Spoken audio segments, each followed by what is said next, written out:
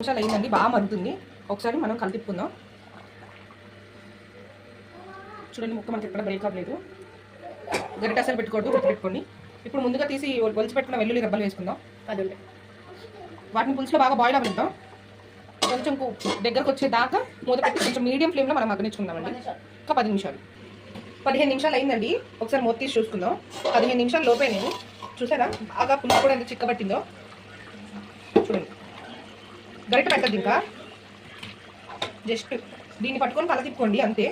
బాగా ఆయిల్ కూడా పైకి ఫ్లోట్ అవుతుందంటే బాగా పులుసు కూడా చాలా బాగా మరిగినట్టు. ఒకసారి కల తిప్పించుకుందామండి. మా మదరే చేస్తాను. చూసారా మనకి చేప ఎక్కడ బ్రేక్ అవ్వలేదు.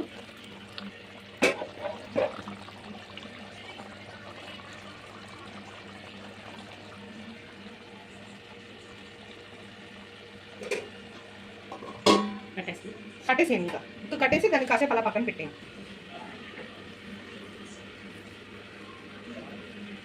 చేప కూడా చూసారు ఎంత బాగుంటుందో. అన్నం కాలుతుంది, చేప పులుసు కాలుతుంది. టేస్ట్ ఎలా ఉంది? బాగుంది.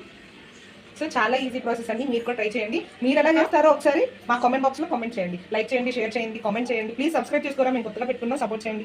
ఇంకా మరి ఉడకూడదు చేప ముక్క, అంతకంటే ఎక్కువ ఉడకూడదు. ముద్ద ముద్దకి చేప ముక్క పెట్టుకొని తింటే ఇంకా